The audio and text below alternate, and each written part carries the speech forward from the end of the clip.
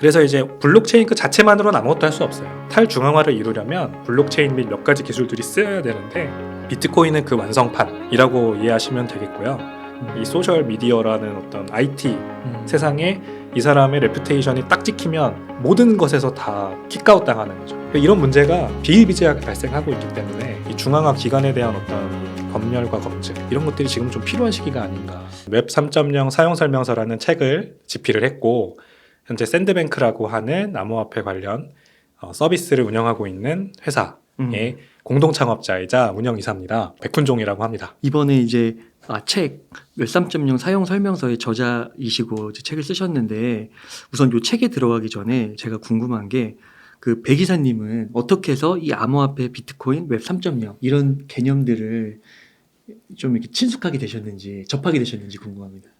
일단은 2017년도에 그 백분 토론 유명했던 유시민 당시 네. 작가님과 이제 정재승 카이스트 교수님의 백분 토론을 통해서 되게 흥미롭게 이 암호화폐에 대해서 알게 됐던 것 같아요. 네. 그때는 가상화폐라고 불렀었는데 누가 회사에 다니는 어떤 제 동료분이 암호화폐가 맞는 말이다 이러더라고요.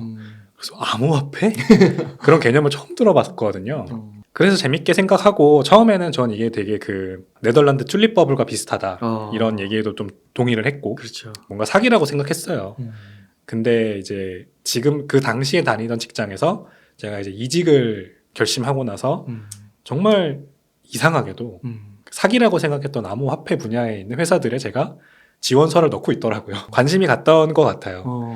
그냥 뭐 어떤 끝을 알 수 없는 그런 막연한 관심이 생겼던 것 같고 되게 그래서 실험 정신에 그냥 의거해서 이렇게 지원서를 다 내봤는데 아주 뭐 운이 좋게도 우리나라 4대 거래소 중 한 곳에 이렇게 덜컥 합격을 해버린 거예요. 그래서 진짜로 그냥 뭐 잘 생각도 안 나요. 어떻게 가게 됐는지. 그냥 이직을 해버리게 됐고 그 코인원이라는 이제 거래소였는데 그 거래소가 저한테는 굉장히 사관학교의 역할을 해줬달까요? 그래서 암호화폐, 코인 이런 개념에 대해서 저도 전혀 모르는 문외한이었는데 그 직장을 다니면서 굉장히 많이 배웠다 이렇게 말씀드릴 수 있겠습니다. 그러면서 이제 뭐 실무도 겪으시고 뭐 내용도 접하시면서 점점 여기에 미래가 있다 이렇게 느끼신 거예요? 네, 그렇죠. 그때는 미래가 있다라고 되게 강하게 느낀 포인트가 뭐였냐면 전통 금융이 결국에는 이 암호화폐 쪽으로 많이 넘어오지 않을까라는 생각을 할 수밖에 없더라고요. 코인원이라고 하는 스타트업에 딱 가보니까 사실 스타트업이긴 하지만 거의 금융회사랑 마찬가지인 거예요. 돌아가는 시스템이. 코인원이라고 하는 거래소 앱 서비스도 거의 이제 뭐 증권사의 MTS 같은 것들을 많이 닮았잖아요. 그래서 그런 서비스를 내가 직접 운영을 해보고 또 뭐 저는 이제 법인 영업 포지션이었는데 그 뭐 은행이나 아니면 기관 투자자들 이런 쪽들과 얘기를 해보니까 이들도 다 암호화폐 어떻게 보면은 아직 잘 모르지만 관심이 있고 자기네 사업도 그쪽에 어떻게든 발을 담궈 보려고 하는 그런 것들이 많이 느껴지더라고요. 그래서 저는 나중에는 가까운 시일 내에는 지금 기성 이런 전통 금융시장이 암호화폐 쪽으로 많이 넘어오겠다 또는 암호화폐가 흡수되겠다 이런 생각을 하게 됐죠. 그래서 실제 이제 그때 코인원에서 일하시다가 이제 창업을 하게 되신 거예요? 네, 코인원에서 한 1년 정도 일을 하다가 이제 마음이 맞는 분들을 만나서 같이 나와서 창업을 하게 됐죠. 그게 이제 샌드뱅크가 된 거고요. 맞습니다. 그러면 그때랑 또 지금 세월이 또 한 몇 년 흘렀잖아요. 그때랑 지금이랑 암호화폐 시장의 분위기는 어떤 것 같으세요? 제가 처음 시작할 때만 하더라도 비트코인 그런 거 아직도 하고 있냐 이런 핀잔을 많이 들었어요, 주변에서. 2018년 이때. 18년. 그때 이제 하락장이라고 그쵸. 암호화폐 겨울이라고 하는 긴 하락장이 계속 유지되던 중이었고 2019년까지도 계속 유지가 됐으니까 1년이 넘었을 거예요. 그러니까 이제 19년도에 저희가 법인을 만들고 사업을 시작했는데 그때 분위기는 그랬습니다. 아직도 그런 걸 하고 있냐. 사람들이 걱정하고. 근데 지금은 상당히 다르죠. 뭐 가격이 떨어지고 뭐 시장 분위기가 암울하고 그런 거는 그때랑 마찬가지긴 한데 그때는 진짜 아무도 그쪽에 관심이 없었고 사실 저희 같은 사람들만 있었고 지금은 이게 더 이상 뭐 없어질 건 아니라는 거는 사람들이 다 이미 동의를 하잖아요. 물론 뭐 사고가 나고 뭐 여러 가지 가격 하락을 비롯한 좀 안 좋은 소식들은 계속 나오지만 이거는 이제 플레이어가 바뀌었다고 할까요? 어떤 운동장이 바뀌었다고 할 수 있죠. 지금은 이제 많은 기관 투자자들, 패밀리 오피스, 자금을 다루고 있는 많은 이런 곳에서 암호화폐에 어느 정도 파일을 가지고 있기 때문에 그때 같이 아무도 관심이 없을 때랑은 좀 많이 느끼는 거는 다른 것 같습니다. 네, 그래서 이사님께서 이제 그렇게 해서 활동을 하시고 창업도 하시고 그러다가 이제 이번에 웹 3.0 사용 설명서라는 책을 쓰셨습니다. 그래서 이 책은 좀 어떤 책인지 궁금합니다. 이 책은 제가 창업을 하고 저희 고객들에게 이 암호화폐 관련된 여러 가지 소식들을 전달해드리면서 느꼈던 부분이 있어요. 이제 제가 혹자들은 저를 이제 비트코인 맥시멀리스트라고 부르는데 저는 정확히 맥시멀리스트까지는 아닌데 비트코이너 정도라고 그냥 표현되는 걸 좋아하거든요. 그러니까 비트코인의 가치를 굉장히 지지하고 비트코인의 가치를 전파하는 걸 노력하는데 다른 암호화폐는 투자 안 하고 그런 거예요? 저는 안 해요. 네, 비트코인에만 투자하고 있고 실제로 비트코인의 가치를 알리는 거에 굉장히 열을 올릴 뿐이지 뭐 다른 알트코인들에 대한 가치를 폄훼하는 거에는 사실 큰 관심은 없습니다. 근데 이제 얘기를 하다 보면 결국 그런 식으로 이어지기는 하더라고요. 그래서 저는 이제 이 책을 쓰게 된 계기가 이 시장에서 암호화폐라고 하는 어떤 큰 대주제 안에 비트코인, 이더리움 등등 여러 가지 알트코인들 종목으로 나뉘어요. 근데 저는 비트코인 외에 나머지가 맞다고 생각을 해요. 아예 달라요. 근데 사람들은 다 그걸 하나라고 생각을 해요. 비트코인은 그냥 투지폰이고 이더리움이랑 그 다음에 나온 알트코인들은 약간 스마트폰이라고 생각을 하는 기술적인 진보가 이루어지고 있고 비트코인은 구시대의 유물이다라고 생각하는 좀 경향이 있어요. 근데 이건 오해라고 생각을 했어요. 근데 이건 진짜 심각한 오해거든요. 이거를 오해하고 투자를 하면은 계속 헛발질을 할 수밖에 없는 거잖아요. 이노베이션은 비트코인이라는 그 원천 기술에서 나오는데 계속 그 뒤에 후속적으로 나온 것들이 마치 이제 더 진보된 기술인 그렇죠. 것처럼 포장돼 버리니까 그래서 저는 이거를 알려야겠다 생각이 어느 순간 들더라고요. 비트코인과 나머지는 다르다. 그리고 비트코인은 어떤 면에서 더 우월한가의 얘기를 해보기 위해서 이 책을 쓰게 됐습니다. 그게 뭐예요? 다른 점이? 엄청 다른데요. 블록체인은 왜 등장했다고 생각하세요? 중앙 집권 그런 거를 좀 탈피하기 위해서. 그렇죠. 탈중앙화를 도모하기 위해서죠. 그 블록체인이라는 기술이 이제 많은 부분에서 이제 뭐 4차 산업혁명의 어떤 중심축 중에 하나 이렇게 논의가 되고 있지만 블록체인 자체는 사실 그렇게 대단한 기술은 아니에요. 그냥 데이터를 기록하는 하나의 방법일 뿐입니다. 근데 되게 비효율적인 방법이에요. 그래서 우리는 다 이렇게 원장이라는 거를 은행도 그렇고 우리가 금융거래를 할 때 원장이라는 걸 다 쓰잖아요. 이제 은행에서 결국에는 제가 웅달님에게 얼마를 보낼 때 그 얼마를 보냈다라는 기록을 기록하는 게 원장이에요. 근데 이 원장을 되게 비효율적으로 직렬로 기록해 나가는 게 블록체인입니다. 내가 누구한테 얼마 보냈다, 그 다음 트랜잭션, 그 다음 트랜잭션 이런 식으로. 우리는 보통 이렇게 병렬적으로 데이터를 관리를 하잖아요.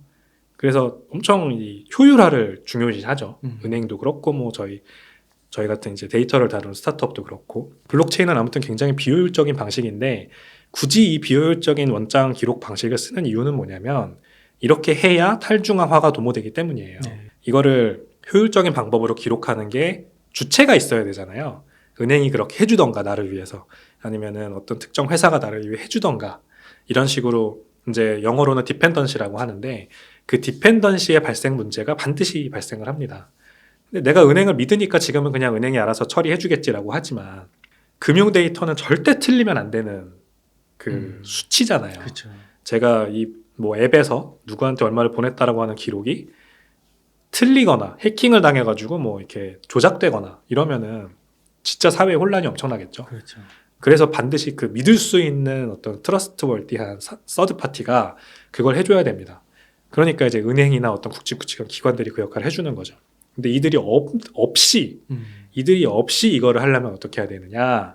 이거에서 결국 출발한 게 암호학이라는 학문이고 크립토그래피. 이 암호학이 기반이 되어서 나타난 게 바로 비트코인이거든요.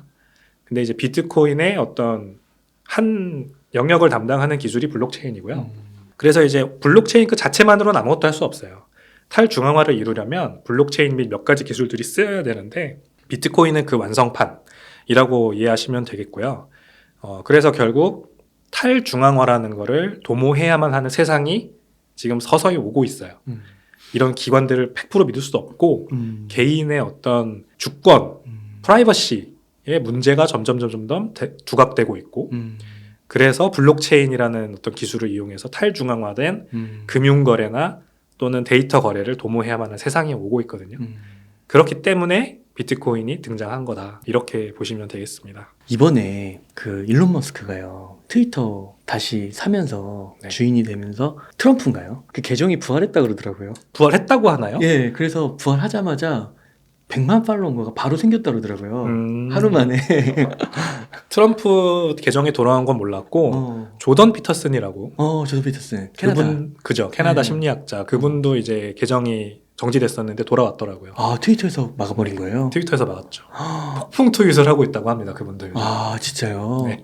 그러니까 그게 어떻게 보면은 의견이 좀 달라서 중앙화된 그 플랫폼의 힘으로 어떻게 보면은 이제 통제를 한 거죠. 맞아요. 아, 이런 케이스는 되게 많아요.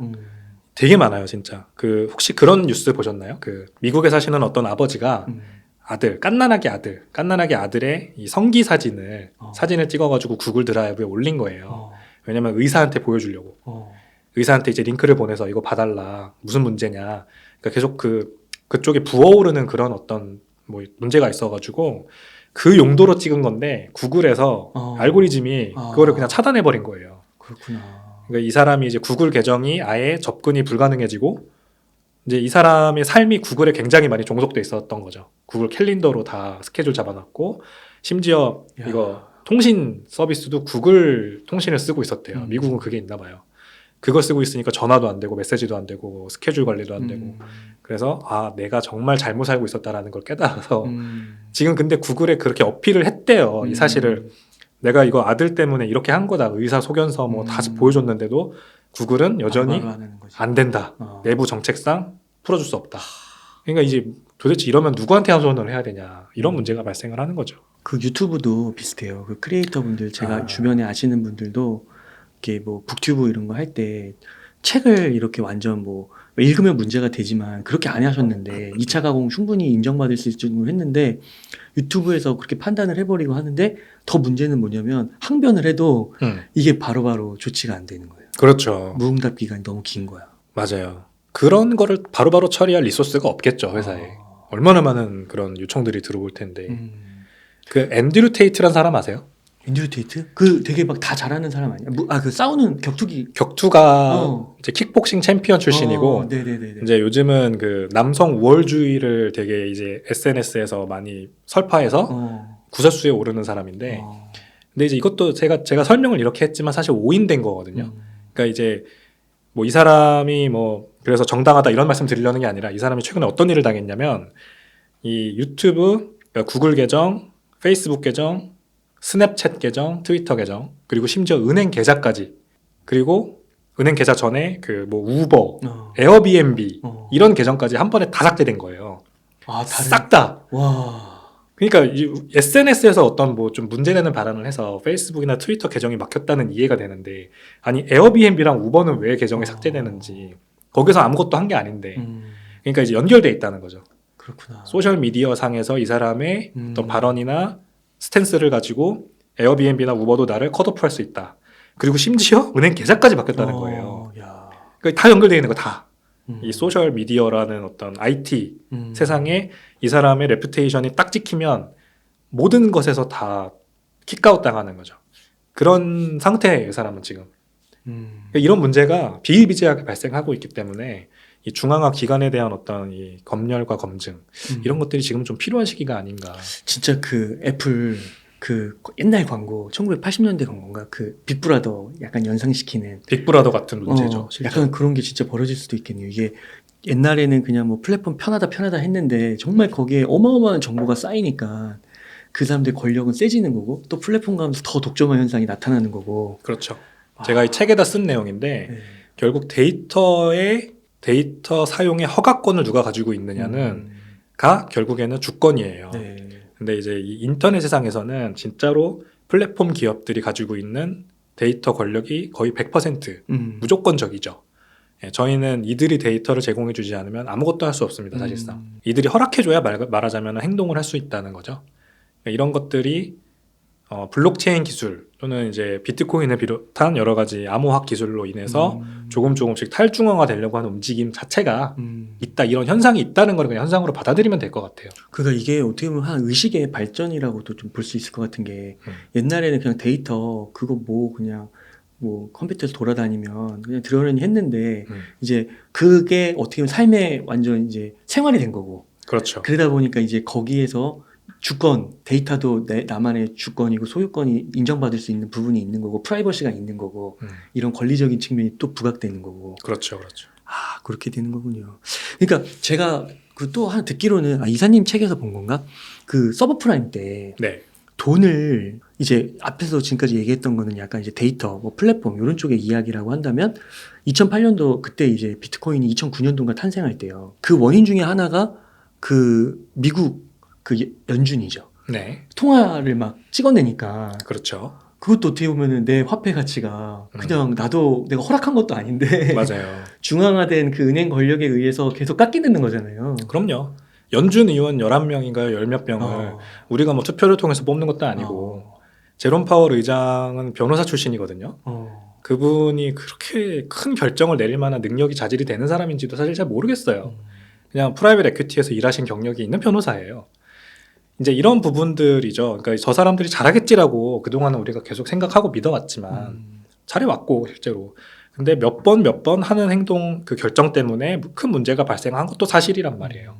2008년 금융위기 때 시스템적인 문제가 발생해서 그 금융 위기가 왔어요. 근데 베일아웃이라고 이제 구제 금융을 해준다는 목적으로 은행들을 뭐 천문학적인 돈을 찍어가지고 이 은행들한테 줬는데 이 은행들은 오히려 내부 임원진의 보너스 파티를 벌이는데 활용을 하지를 않나. 개인 투자자들의 금융 구제에는 거의 그런 돈을 쓰지를 않지를 않나. 뭐 이런 부분들이 이제 이거 엄청난 모럴 해저드 아니냐. 이런 생각이 들게 만드는 것이죠. 네. 근데 알고 보니까 그 사람이 그 사람이다. 그 은행가들, 그 은행에서 보너스 잔치를 벌였던 그 은행가들이 다 나중에 연준 뭐 주요 요직으로 올라가고 뭐 이러고 있더라. 네.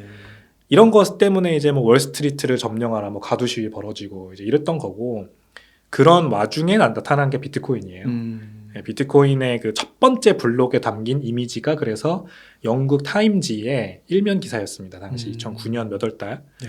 그 일면에 이제 이런 기사가 났어요. 또 영국의 영란은행이 두 번째 은행 구제 금융을 하다. 그래서 비판을 하는 그 메시지를 담은 것이죠. 그러니까 이게 금융에서도 그렇고 기술적인 측면에서도 그렇고 아무튼 이 중앙화된 거를 분산시켜야 된다. 탈중앙화해야 된다. 그러면 그 중심에 이제 비트코인이 있는 건데 다른 화폐들, 다른 암호화폐들은 그렇게 탈중앙을 그래도 외치지 않나요? 그 기치를 걸고 있지 않나요? 많이들 똑같은 메시지를 전달하려고 하죠.